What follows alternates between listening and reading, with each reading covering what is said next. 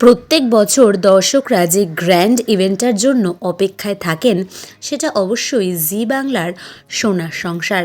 জি বাংলাতে যে বিভিন্ন পরিবার রয়েছে প্রত্যেকের মিলন উৎসব বলা যেতে পারে এই জি বাংলার সোনার সংসারকে।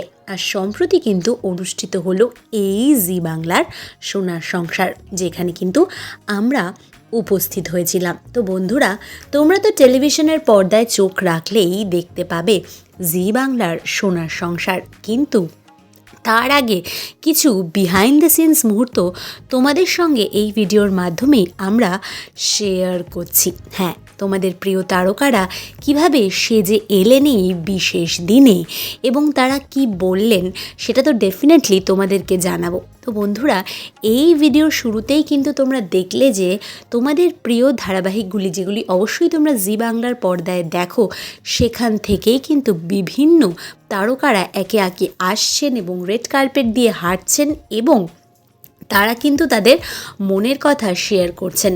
দর্শকের মতো এই দিনটা কিন্তু কলাকুশলীদের কাছেও খুব গুরুত্বপূর্ণ, খুব একটা বিশেষ দিন, কারণ এটি একটা সেলিব্রেশনের দিনও বলা যেতে পারে।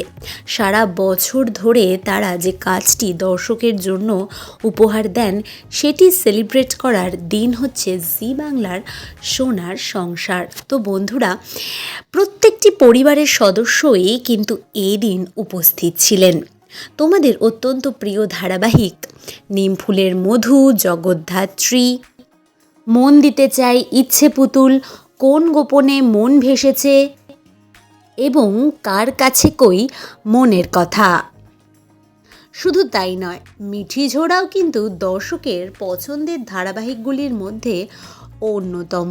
তবে শুধু এই ধারাবাহিকগুলি নয়, জি বাংলায় আগে যে ধারাবাহিকগুলি হতো অর্থাৎ রাঙা বউ এবং গৌরী এলো, তাদের মধ্যে থেকেও কিন্তু বেশ কয়েকজন তারকা উপস্থিত হয়েছিলেন এই জি বাংলার সোনার সংসার অ্যাওয়ার্ডসে। এমনকি সুদীপার রান্নাঘরের সুদীপাও হাজির হয়েছিলেন এই বিশেষ দিনে। তো বন্ধুরা, তোমরা তো এতক্ষণ অনেক কলাকুশলীরই লুক দেখলে।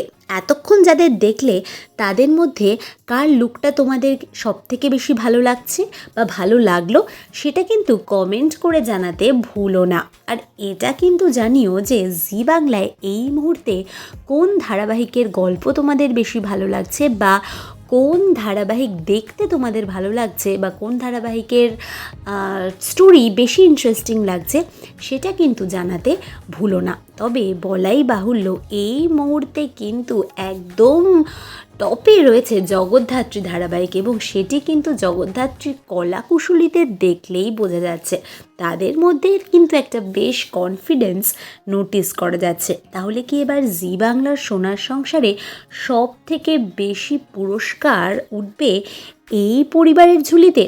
সেরা পরিবারের শিরোপাই বা পাবে জি বাংলার কোন পরিবার? যদিও এই রেড কার্পেটে যখন তারকারা এলেন তারা কিছুই বললেন না আমাদের, বা তারাই বা বলবেন কি করে, তাদের কাছে তো এই পুরো বিষয়টা একেবারেই সারপ্রাইজ এলিমেন্টের মতো। কে হলো প্রিয় বউ, প্রিয় বর, সেরা শাশুড়ি, প্রিয় ননদ, সেরা যা, সেটা জানার জন্য অবশ্যই আমাদেরকে কিন্তু চোখ রাখতে হবে জি বাংলার পর্দায় এবং যেদিন এই জি বাংলার সোনার সংসার অনুষ্ঠানটি সম্প্রচারিত হবে সেটা দেখতেও হবে। তবে ইতিমধ্যে এই ভিডিওতে কিন্তু তোমরা তোমাদের প্রিয় তারকাদের রেড কার্পেট লুক দেখতে পাচ্ছ। জেনারেলি ধারাবাহিকে তোমরা যেভাবে তোমাদের তারকাদের দেখে থাকো প্রতিদিন, এই সোনার সংসারের দিনে কিন্তু একেবারেই তারা ধরা দেন ভিন্ন অবতারে। যেভাবে তাদেরকে আমরা ধারাবাহিকে প্রতিদিন দেখে থাকি তার থেকে একেবারেই কিন্তু অন্যরকম লুকে তারা ধরা দেন। শুধু তাই নয়, তোমাদের জন্য কিন্তু একেবারে বেশ অনেকগুলো রোম্যান্টিক পারফরমেন্সও থাকে তোমাদের প্রিয় জুটিদের। শুধু জুটিদের কেন, অনেক কলাকুশলীদেরই কিন্তু অনেক রকম পারফরমেন্স থাকে। তবে পারফরমেন্স কি হতে চলেছে সেগুলো তো ডেফিনেটলি একটা বিরাট বড় চমক।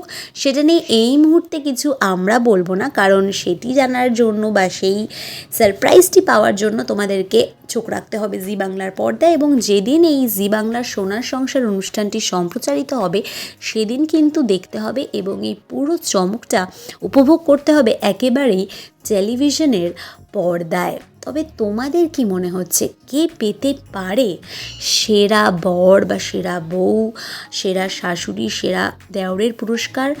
মানে তোমাদের কোন তারকাটা সব থেকে বেশি প্রিয় বা কোন ধারাবাহিক তোমাদের সব থেকে বেশি প্রিয়?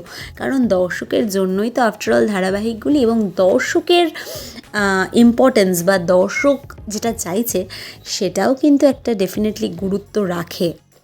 ইতিমধ্যেই তোমরা ভিডিওতে দেখে ফেলেছো যে অভিনেত্রী মানে টলিউড খ্যাত অভিনেত্রী শ্রাবন্তী চ্যাটার্জি কিন্তু এদিন এসেছিলেন এই জি বাংলার সোনার সংসারে। হ্যাঁ, শ্রাবন্তীদি তো এসে বলেই দিলেন যে এটি তার পরিবার, একেবারে সোনায় বাঁধানো এক পরিবার, যেই পরিবারের অংশ হতে পেরে তিনিও কিন্তু বেশ আনন্দিত।